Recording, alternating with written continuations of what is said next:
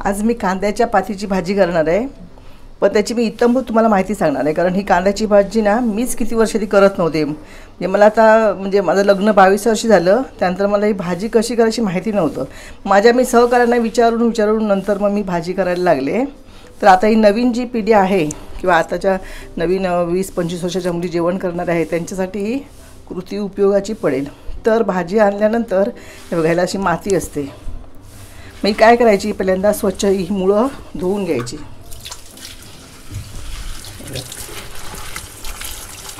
काय वेळा स्वच्छ पण मिळते, पण काय वेळा अशी मिळते ना, पण काय करायची, स्वच्छ ही मुळं धुवून घ्यायची. कारण ह्या मातीमध्ये ना म्हणजे कुठे ठेवलेली असते का आपला कळत नाही, म्हणून स्वच्छ ही धुवून घ्यायची. नंतर परत धुवायचीच आहे, पण पहिल्यांदा साफ करण्यापूर्वी अशी धुवून घ्यायची.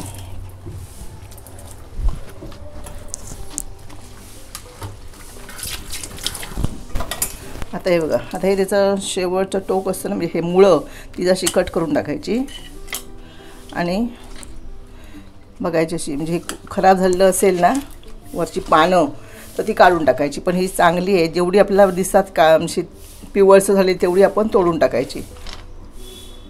हे बघा असे. तुम्हाला हवे असेल, तुमच्याकडे लहान भांडं असेल, मोठं भांडं नसेल तर तुम्ही इथनं सुद्धा अशी कट करू शकता. ही इथून अशी कट करायची अशा पद्धतीने. आपण मग छोट्या भांड्यासुद्धा धुवू शकतो स्वच्छ.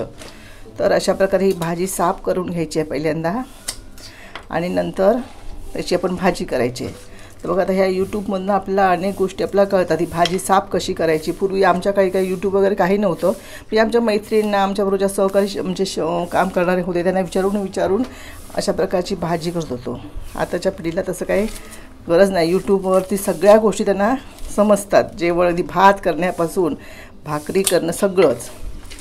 तर हा मी मुद्दाम टाकला व्हिडिओ टाकते, म्हणजे मला ह्याच्यात किती वर्ष मला हे कळत नव्हतं ही भाजी कशी करायची, म्हणून मी हा व्हिडिओ करायला त्या सांगितले. तर अशा प्रकारे ही भाजी आपण सगळी ही बघा अशी दिसतात ना वरती पुढे पिवळसरलेली, ही टोक आपण काढून घ्यायची. आणि शक्यतो ही ताजी तर आणली बाजारात ना, कारण आधी बाजारात ही 2-3 दिवस आणलेली असते, तर लगेच आपण ही भाजी करायची आहे. म्हणजे नाहीतर मग कसं होतं माहिती आहे, जास्त दिवस फ्रीजमध्ये पडून राहिली तर जशी थोडीशी ती जशी काय म्हणतात वाटतड कशी अशी वाटते, म्हणजे फ्रेश वाटत नाही भाजी चिरायला वगैरे. आणि एकदम सोपी आहे. आपण ही आणि कांद्याची भात तुम्ही सरास चायनीज वगैरे खाता त्याच्यामध्ये याचा वापर केला जातो. आणि खूप फ्राईड राईस करतात त्याच्यामुळे सुद्धा ह्याचा खूप चांगला स्वाद मिळतो आपल्याला ह्या कांद्याच्या भातीचा. आणि भाजी तर याची इतकी सुंदर लागते ना, भाजी चपातीबरोबर किंवा भाकरीवर खायला. ती कृती तुम्हाला भाजी करतानाची मी तुम्हाला दाखवते नंतर. तर पहिल्यांदा ही साफ करणं हे सुद्धा एक कलाच आहे, कोणती भाजी साफ करणं. तर ह्या पद्धतीने स्वच्छ आपण ती करून घ्यायची आहे. आणि शक्यतो मोठ्या भांड्यात घेऊन ती स्वच्छ चांगली खळखळून धुवायची आहे. हे बघा अशी.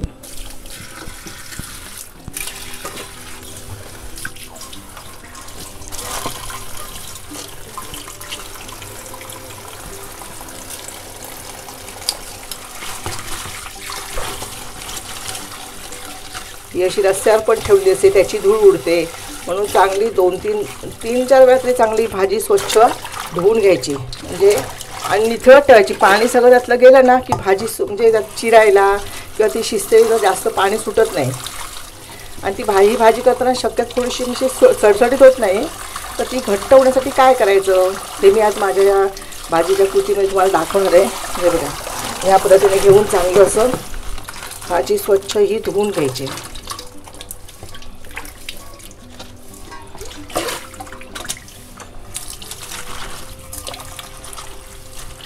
हे बघा.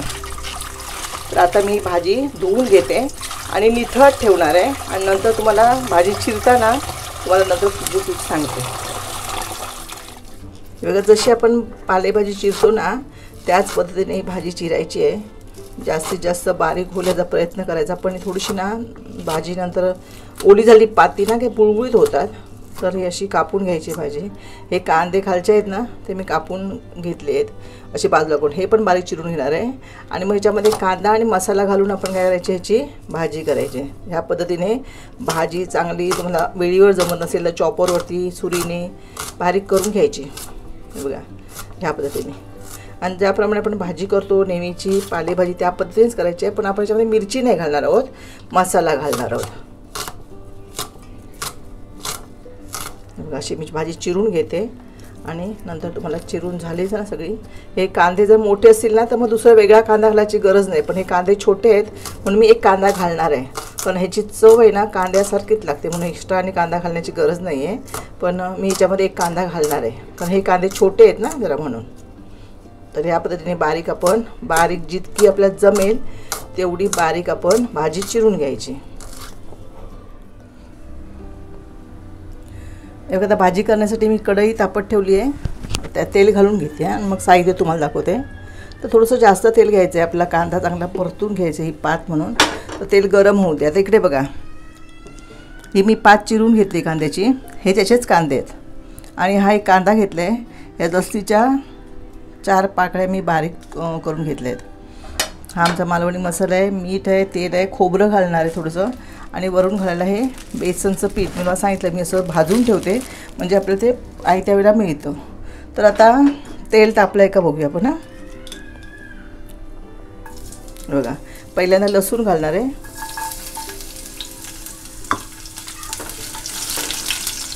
थोडा एक अर्धा सेकंद हिला जरासं परतून घेऊया.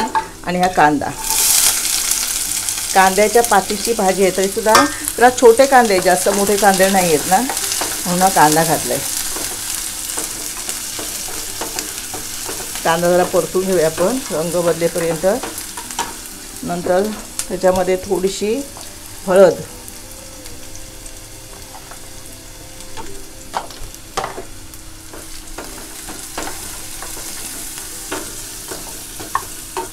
आणि हा आमचा मालवणी मसाला तिखट म्हणून मी ह्याचा वापर करणार आहे. बघा हा चवीप्रमाणे घालायचा आहे आपल्याला.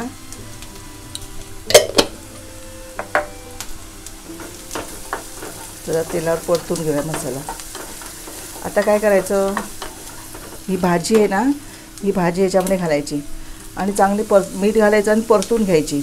याला पाणी सुटतं आणि ते पाणी सुकायला पाहिजे ना, ते चांगली शिजून झाल्यानंतर तरी पण पाणी राहतं जरासं, म्हणून त्याच्यामध्ये आपण ते भाजलेलं बेसन घालणार आहोत आणि कोथिंबीर आणि खोबरं घातलं की भाजी आपली तयार होईल.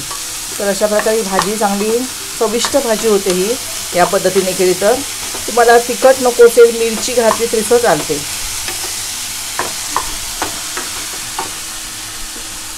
पात सगळी मी घालून घेते. तर बघा सगळी पात घालून घेतली आहे. आता मी चवीप्रमाणे मीठ घालते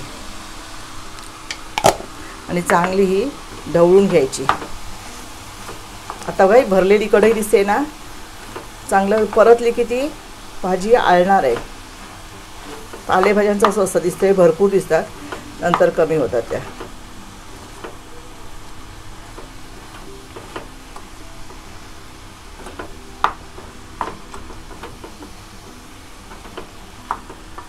आणि अशा भाज्या ह्या भाकरीबरोबर किंवा चपातीबरोबर खायला सुद्धा छान लागतात. तर त्याच्यावरती मी झाकण ठेवलेला 5 मिनिटाला वाफ देते. गॅस जरा कमी ठेवायचा आणि झाकण ठेवायचं. बघा 5 मिनिटं झाली बघा. तुम्हाला सांगितलं भाजी किती आळली येते बघा. आता अजून आपण शिजवून घ्यायची भाजी आणि नंतर मग थोड्या वेळाने त्याला आणखीन शिजली म्हणजे चांगली की नंतर मग याच्यामध्ये आपण हे घालायचं आहे, बेसन घालायचं आहे आणि नंतर कांदा आणि खोबरं आणि कोथिंबीर घातली की आपली भाजी तयार झाली. तर अशा प्रकारे आपण आणखीन 5 मिनिटं ही भाजी आता झाकण ठेवायचं, आता अशी उघडीच लावून शिजून घ्यायची. हे बघा भाजी झाली, शिजली आहे चांगली. आणि पालेभाजी म्हटली की आपण त्यात काय काय जास्त घालू ना तेवढी चांगली चविष्ट लागते. तर आता मी थोडंसं किंचित मसाला घातला आहे ना, त्यामुळे थोडंसं मी गरम मसाला घालते. किंचित घातला आहे, चिमूटभरच घातलं आहे. आणि आता हे 2 चमचे भाजलेलं बेसन घालणार आहे. ह्याने भाजी ना चांगली अशी एकत्र येते.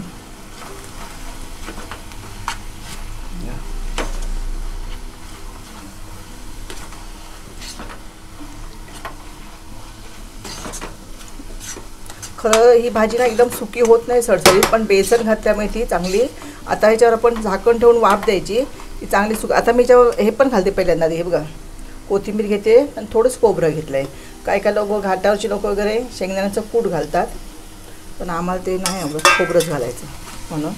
आणि आता झाकण ठेवून, कारण पीठ घातले ना बेसनचं, ते चांगलं शिजायला हवं म्हणून मी झाकण ठेवून ह्याला कमी गॅसवरती 2 मिनटं ठेवून देणार आहे की आपली ही भाजी आता तयार झाली. 2 मिनटं तुम्हाला दाखवते. बघा, झाकण ठेवलं 5 मिनटं. आपली भाजी आता तयार झाली आहे. आणि सुकलं ना, आता गॅस काढल्यानंतर सुकेल ना की तेव्हा आणखीन त्याला थोडीशी फळफळीत होईल ती भाजी. बघा, तर अशा प्रकारे आपण कांद्याची भाजी, जास्तीत जास्त तुम्हाला माहिती, नवीन लोकांना, शिकणाऱ्यांना, नवीन मुली आहेत त्यांच्यासाठी अगदी साफ करण्यापासून सगळी माहिती तुम्हाला सांगितली आहे. बघा, ह्या पद्धतीने भाजी करून कशी लागते ते. तर मंडळी, एक वेगळ्या प्रकारची भाजी, कांद्याच्या पातीची भाजी ही तयार झालेली आहे.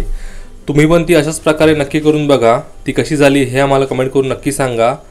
व्हिडिओ आवडला तर व्हिडिओला नक्की लाईक करा आणि चॅनलला सबस्क्राईब करायला विसरू नका.